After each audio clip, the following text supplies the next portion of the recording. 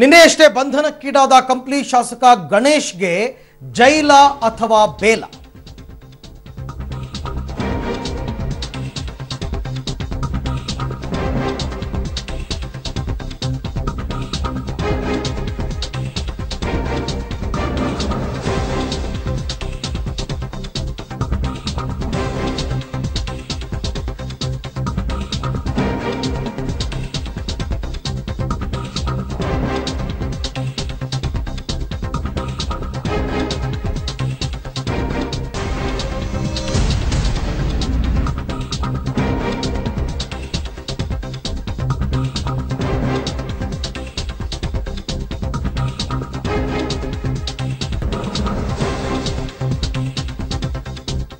Okay, ಗೂಂಡಾ ಗಣೇಶ್ಗೆ ಜೈಲ ಬೇಲ ಅಂತಕ್ಕಂಥದ್ದು ಕೆಲವೇ ಹೊತ್ತಿನಲ್ಲಿ ಗೊತ್ತಾಗುತ್ತೆ.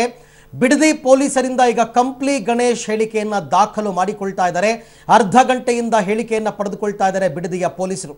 ಆನಂದ್ ಸಿಂಗ್ಗೆ ಮಾರಣಾಂತಿಕ ಹಲ್ಲೆ ಹಿನ್ನೆಲೆಯಲ್ಲಿ ಗೂಂಡಾ ಗಣೇಶ್ಗೆ ಜಾಮೀನು ಸಿಗೋದು ಡೌಟ್ ಅಂತ ಹೇಳಲಾಗ್ತಾ ಇದೆ.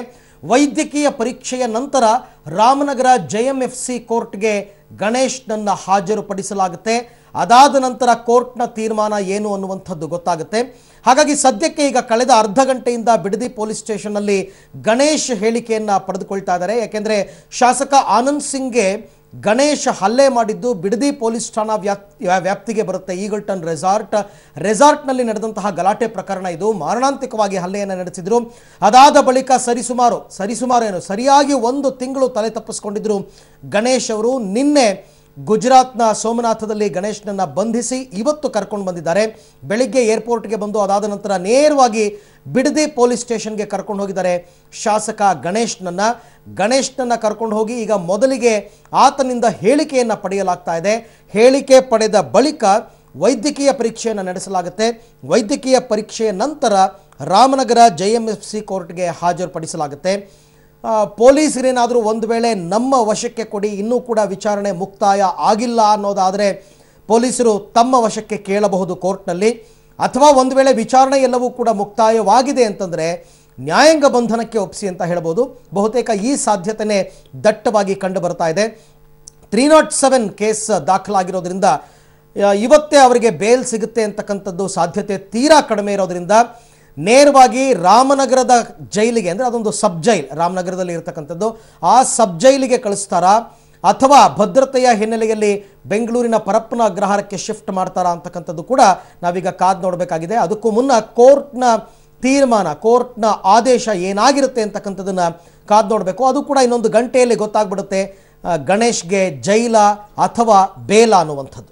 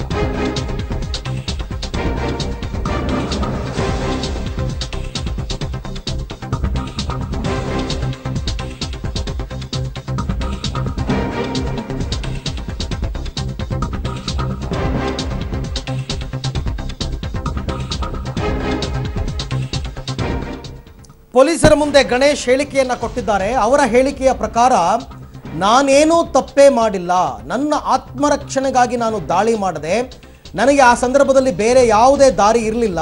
ಯಾಕೆ ಅಂತಂದರೆ ಆನಂದ್ ಸಿಂಗ್ ನನ್ನನ್ನು ಮುಗಿಸೋದಕ್ಕೆ ಅಂತಲೇ ಬಂದ್ಬಿಟ್ಟಿದ್ರು, ನಾನು ಸುಮ್ಮನೆ ಇದ್ದಿದ್ರೆ ನನ್ನನ್ನು ಮುಗಿಸೇ ಬಿಡ್ತಾ ಇದ್ರು.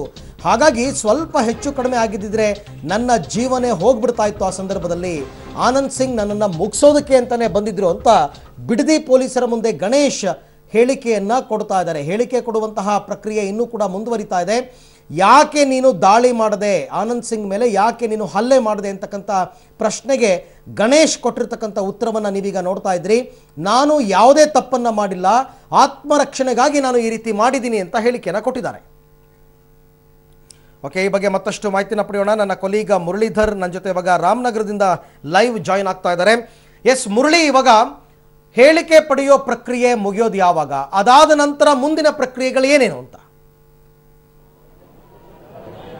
ಖಂಡಿತವಾಗಿ ಅರವಿಂದ್, ಈಗಾಗಲೇ ಹೇಳಿಕೆ ಕೊಡುವಂತ ಪ್ರಕ್ರಿಯೆ ಏನಿತ್ತು ಅದು ಕೊನೆಯ ಹಂತಕ್ಕೆ ಬಂದಿರುವಂತದ್ದು. ಈಗಾಗಲೇ ಎಸ್ ಪಿ ಅವರು ಸಹ ಚೇಂಬರ್ ಇಂದ ಹೊರಗಡೆ ಬಂದಿದ್ದಾರೆ, ಹೇಳಿಕೆಯನ್ನ ಸಂಪೂರ್ಣವಾಗಿ ದಾಖಲು ಮಾಡ್ಕೊಂಡಿದ್ದಾರೆ. ಅಂದ್ರೆ ಅವತ್ತಿನ ಘಟನಾವಳಿ ಏನ್ ನಡೀತು, ಘಟನಾವಳಿಯಲ್ಲಿ ಗಣೇಶ್ ಪಾತ್ರ ಏನಾಗಿತ್ತು, ಆನಂದ್ ಸಿಂಗ್ ಅವರ ಪಾತ್ರ ಆಗಿತ್ತು ಮತ್ತು ಭೀಮಾ ನಾಯ್ಕ್ ಅಂದ್ರೆ ಗಣೇಶ್ ಒಂದು ಹೇಳಿಕೆಯನ್ನ ಕೊಡ್ತಾ ಹೋಗ್ತಾ ಇರುವಂತದ್ದು. ಭೀಮಾ ನಾಯ್ಕ್ ಇದಕ್ಕೆಲ್ಲ ಸಂಪೂರ್ಣವಾಗಿ ಐ ವಿಟ್ನೆಸ್ ಆಗಿ ಇದ್ದಂತವ್ರು, ಅವ್ರಿಗೆ ಸಂಪೂರ್ಣವಾಗಿ ಈ ಘಟನಾವಳಿ ಬಗ್ಗೆ ಗೊತ್ತು. ಆನಂದ್ ಸಿಂಗ್ ಅವರು ಕುಡಿದ ಮತ್ನಲ್ಲಿದ್ರು, ಎಲ್ಲರೂ ಸಹ ಪಾರ್ಟಿಯನ್ನ ಮಾಡಿದ್ವಿ. ಆ ಸಂದರ್ಭದಲ್ಲಿ ಆನಂದ್ ಸಿಂಗ್ ಅವರು ಸಹ ಹೆಚ್ಚಿನದಾಗಿ ಮದ್ಯನ ಸೇವನೆ ಮಾಡಿದ್ರು. ಭೀಮಾ ನಾಯ್ಕ್ ಅವ್ರ ಜೊತೆಯಲ್ಲಿ ಮಾತುಕತೆ ಆಯಿತು. ಆ ಸಂದರ್ಭದಲ್ಲೂ ಸಹ ನಾನು ಅಲ್ಲೇ ಇದ್ದೆ. ಅದಾದ ನಂತರ ನನ್ನ ಬಳಿ ಒಂದು ಜಗಳವನ್ನ ಮಾಡಿದ್ರು.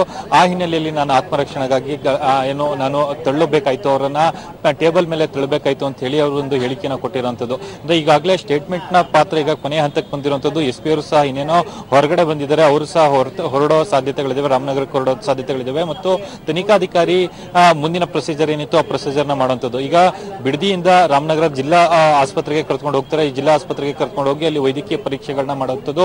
ಪರೀಕ್ಷೆಗಳನ್ನ ಮಾಡಿ ಅದಾದ ನಂತರ ಕೋರ್ಟ್ ಮ್ಯಾಜಿಸ್ಟ್ರೇಟ್ ಮುಂದೆ ಹಾಜರುಪಡಿಸುವಂಥದ್ದು. ನ್ಯಾಯಾಧೀಶರ ಮುಂದೆ ಹಾಜರುಪಡಿಸಿದ ನಂತರ ಪೊಲೀಸ್ ಕಸ್ಟಡಿಗೆ ಕೇಳೋ ಸಾಧ್ಯತೆಗಳು ತೀರಾ ಕಡಿಮೆ ಇರುವಂತದ್ದು. ಈಗಾಗಲೇ ಈ ಪ್ರಕರಣಕ್ಕೆ ಸಂಬಂಧಪಟ್ಟಂತೆ ಎಲ್ಲಾ ಹೇಳಿಕೆಗಳನ್ನು ಸಹ ದಾಖಲು ಮಾಡಿಕೊಳ್ಳಲಾಗಿದೆ. ಜೊತೆಗೆ ಯಾವುದೇ ರೀತಿ ವೆಪನ್ ಅನ್ನು ಸಹ ರಿಕವರ್ ಮಾಡೋ ಅವಶ್ಯಕತೆ ಇಲ್ಲ ಅಂತ ಹೇಳಿ ಪೊಲೀಸ್ ಮೂಲಗಳು ಸ್ಪಷ್ಟಪಡಿಸಿರೋ ಹಿನ್ನೆಲೆಯಲ್ಲಿ ಇವತ್ತೇ ಜೆಸಿಗೆ ಕಳಿಸೋ ಸಾಧ್ಯತೆಗಳು ಇರುವಂತದ್ದು.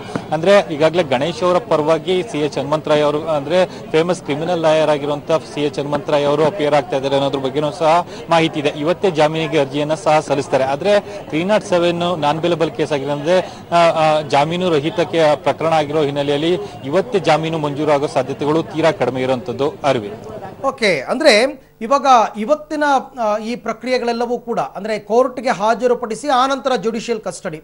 ಕೋರ್ಟ್ಗೆ ಹಾಜರುಪಡಿಸೋದಕ್ಕೆ ಸುಮಾರು ಎಷ್ಟೊತ್ತಾಗ್ಬೋದು ಮುರಳಿ? ಅರವಿಂದ್, ಈಗಾಗಲೇ ಎಸ್ ಪಿ ಅವರು ಒಂದು ಮಾಹಿತಿಯನ್ನ ಕೊಟ್ಟಿರೋ ಪ್ರಕಾರ ಮಧ್ಯಾಹ್ನ 2 ಗಂಟೆ ಒಳಗಡೆ ಎಲ್ಲ ಪ್ರೊಸೀಜರ್ನು ಸಹ ಮುಗಿಸ್ತೀವಿ ಅಂತ ಹೇಳಿ ಹೇಳ್ತಾ ಇದ್ದಾರೆ.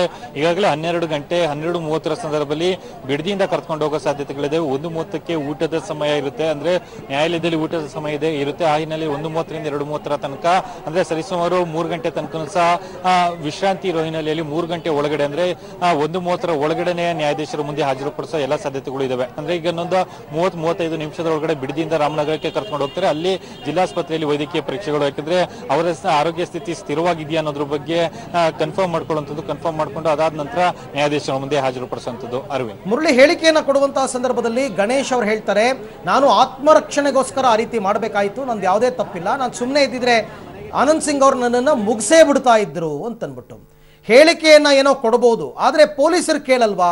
ಹಾಗಿದ್ರೆ ನೀವು ಯಾಕೆ ಒಂದು ಕಂಪ್ಲೇಂಟ್ ಅನ್ನ ಲಾಡ್ಜ್ ಮಾಡಲಿಲ್ಲ? ಗಣೇಶ್ ಅವಾಗಲೇ ಒಂದು ಕಂಪ್ಲೇಂಟ್ ಕೊಡಬಹುದಾಗಿತ್ತು, ನನ್ನನ್ನು ಮುಗಿಸೋದಕ್ಕೆ ಬಂದಿದ್ರು ಅಂತ. ಆ ಕೆಲಸನ ಗಣೇಶ್ ಯಾಕೆ ಮಾಡಲಿಲ್ಲ ಆ ಸಂದರ್ಭದಲ್ಲಿ? ಖಂಡಿತವಾಗಿ, ಯಾಕೆಂದ್ರೆ ಕಳ್ತನ ಮಾಡೋಂತ ಆರೋಪಿ ಯಾವತ್ತೂ ಸಹ ನಾನು ಕಳ್ತನ ಮಾಡಿದ್ದೀನಿ ಅಂತ ಯಾವತ್ತೂ ಸಹ ಒಪ್ಕೊಳ್ಳಲ್ಲ. ಯಾಕೆಂದ್ರೆ ಇಡೀ ಪ್ರಕರಣವನ್ನು ಒಂದು ಆತನ ಹೇಳಿಕೆಗಳೇನಿರುತ್ತೆ ಆತನು ಸಹ ಬಚಾವಾಗುವಂತ ಪ್ರಯತ್ನ ಮಾಡಬೇಕು. ಅದೇ ರೀತಿಯಲ್ಲಿ ಗಣೇಶ್ ಕೂಡ ಏನು ಪ್ರಯತ್ನ ಮಾಡ್ತಾ ಇರುವಂತದ್ದು. ಆ ಹಿನ್ನೆಲೆಯಲ್ಲಿ ಪೊಲೀಸರಿಗೆ ಮುಂದೆ ಅದೇ ಹೇಳಿಕೆಯನ್ನ ಕೊಟ್ಟಿರುವಂತದ್ದು. ಫೇಸ್ಬುಕ್ ನಲ್ಲಿ ಒಂದು ಹೇಳಿಕೆಯನ್ನ ದಾಖಲು ಮಾಡಿದ್ರು, ಅಂದ್ರೆ ಒಂದು ಸ್ಟೇಟಸ್ ಅನ್ನು ಹಾಕೊಂಡಿದ್ರು. ಅದೇ ಏನು ಸ್ಟೇಟಸ್ ಏನಿತ್ತು ಇವತ್ತು ಮರು ಹೇಳಿಕೆಯಾಗಿ ಈಗ ಪರಿವರ್ತನೆ ಆಗಿರುವಂತದ್ದು. ಥ್ಯಾಂಕ್ ಯು, ತಮ್ಮೆಲ್ಲ ಮಾಹಿತಿಗಾಗಿ ಧನ್ಯವಾದ.